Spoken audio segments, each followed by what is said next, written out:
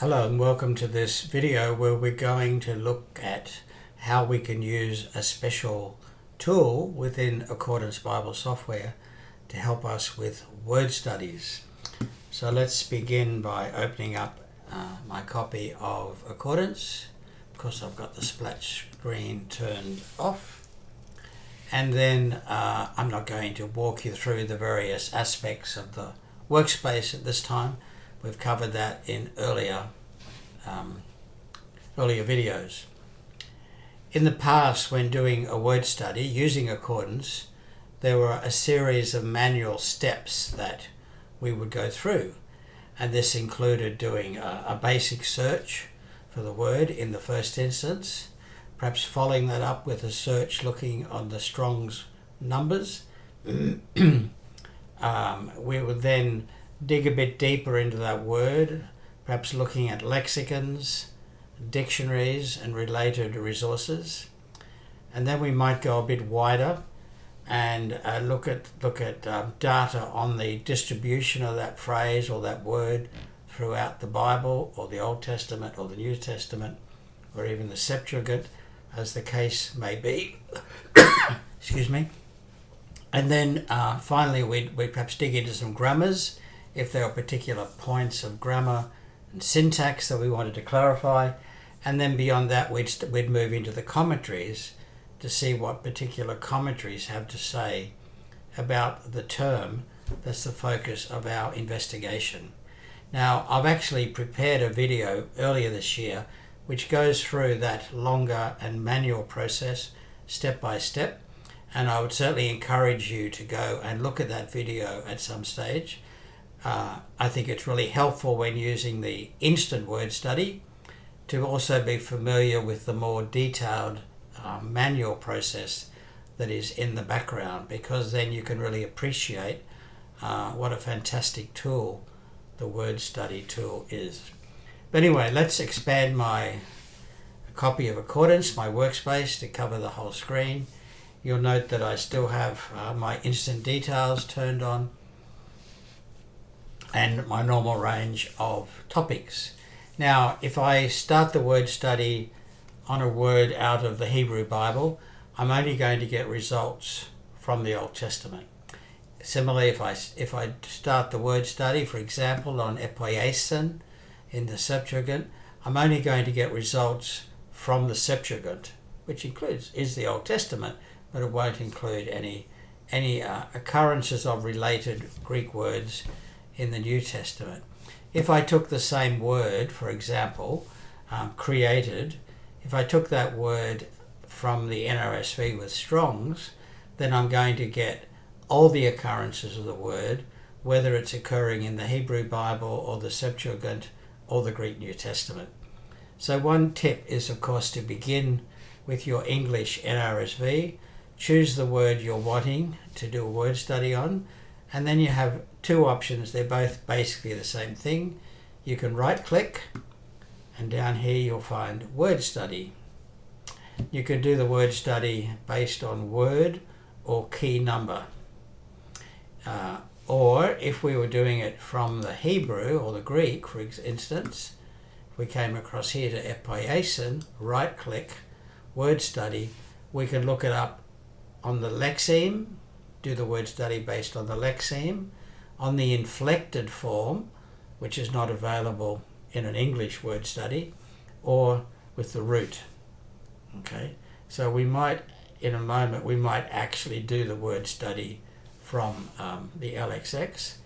If I was to come back to my, click out of that, if I was to come back to the Hebrew and come on to bara, which of course is epoiesin or created, again, right click, word study, lexeme, that's the form you'll find the word in the lexicon.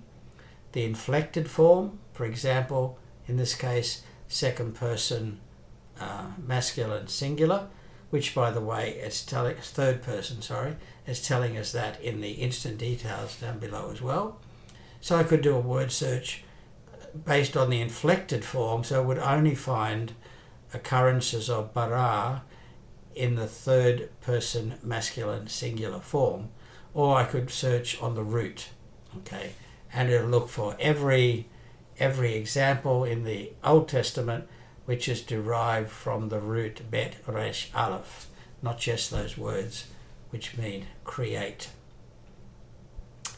So let me, and we can do exactly the same things, by the way. Come up here to the word study.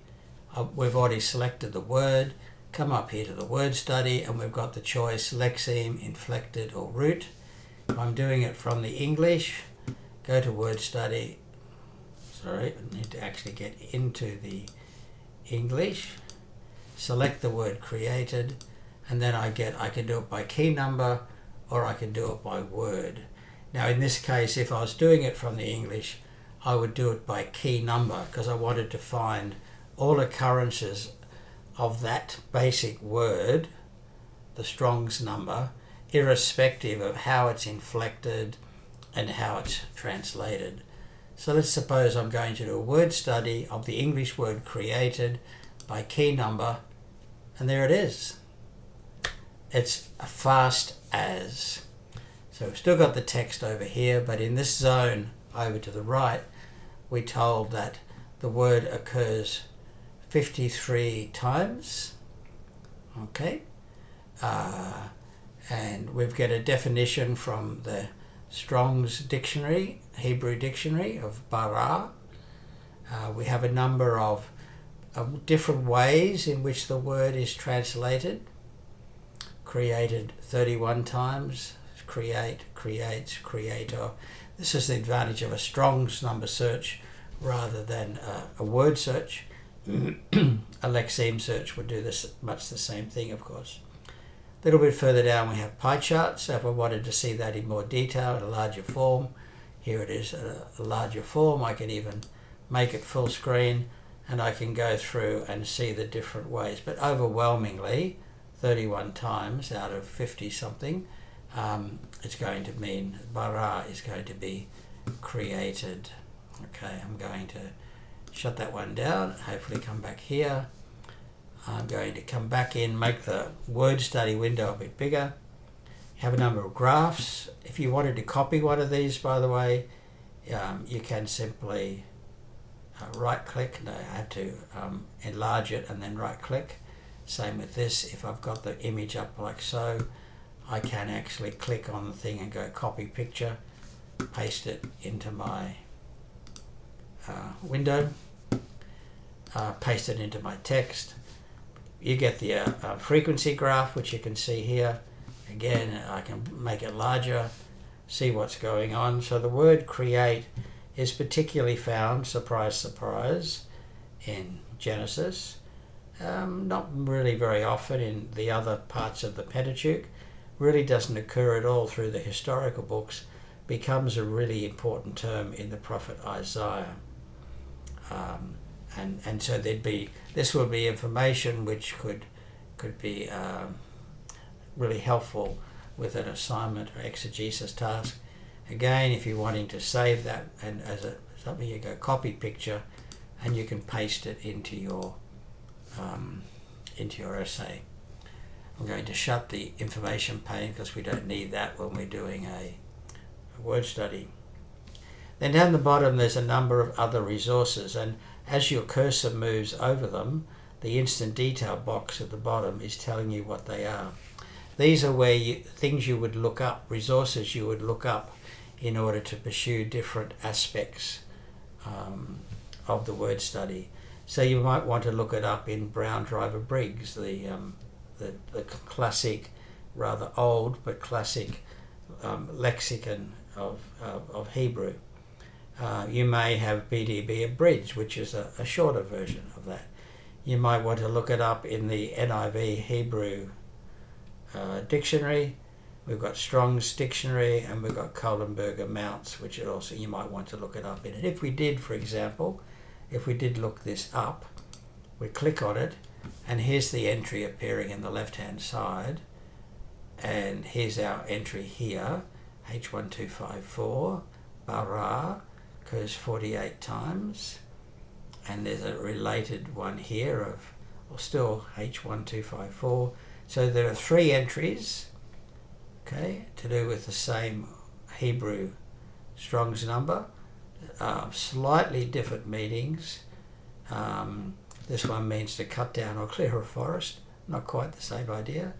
This one means to fatten a calf, whatever, before it's sacrificed or killed. And the one that we're interested in, of course, is 48 times bara, meaning to create. And it can refer to creating from nothing as well as reforming existing materials, as in the phrase, create in me a clean heart, O God, O Lord, in Psalm 51. So that's what you'll see if you click on this point here. Then you go down to lexicons, and again, you could look up the Theological Dictionary of the Old Testament and get a whole article on bara. Halot is the Hebrew and Aramaic lexicon of the Old Testament. Really important resource, not one that you'll have access to at this stage. Theological Lexicon of the Old Testament. Let's have a look at that, because it's got a particular feature which, if you do get this resource eventually, this will be fantastic. So here's the entry for bara. And if, for example, there was a particular phrase we wanted to copy and paste into our assignment, our research notes, select the passage, right-click, copy as citation, and away we go. But I want you to notice what's going on here. At the top of every entry in Jenny Westerman, Theological Lexicon of the Old Testament, we actually get a whole set of cross-references. So it's telling us this will be in the Strong's Dictionary, 1254. You'll find it in BDB on page 135, column A. You'll find it in Halot, volume 1, 153 on the second side.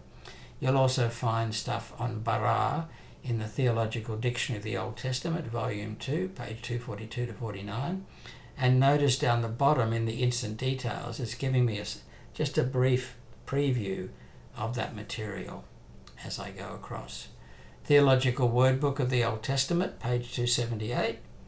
And then we've got the New International Dictionary of the Old Testament, Theology and Exegesis, and it's on page 1343. So once you've got into something like Jenny Westerman, the Theological Lexicon of the Old Testament, it will point you to other resources which you may want to look up if you have them in your computer. For example, I don't think I have that particular resource, so all I'm getting is the title, whereas when it's something that I actually have the resource, we get the full text down the bottom. Okay. So again, I'm going to come back to our zone. You can see more text if there are. So a couple more books have come up here. And if I had commentaries and so on linked in with this workspace, they would also be showing up. In other words, so many of these resources are there for us in an instant, but you still need to know what you're looking for and what kind of information is going to be relevant to your assignment. And that's why I strongly recommend that first you watch the earlier video from February, which goes through the step-by-step manual word study process, and then come back and watch this video again, and just in your own time practice the generation of word study. So just a reminder, the way you do that, one last time, when you're back in your biblical passage, you choose the word you're wanting. Whoops, I didn't mean to triple click on it. That does a whole other thing. You select the word you want. You either do a right click word study lexeme, for example, or you shut that, you come up here to word study, same thing, and then instantly it's there. This particular word, epoiesin, is going to occur 3,208 times. Its basic meaning from the root poieo is to do, to make, or to work. Here's the beginning of a definition from BDAG, which is sort of the more serious lexicon of New Testament Greek, and so on. 3,204 times. It simply means to do. So we've got poieo, and then you've got a slight variation of it down here, which only occurs 4 times. So more than 3,200 times you get this particular use, and you get a slight variant still with the same meaning for occasions. Same thing, you get the tag, you get the frequency graph, and you get other kind of resources. The lexicons and so on are there for you as well. So I'll leave it there, but encourage you to take the time to get familiar with the word study process. Cheers.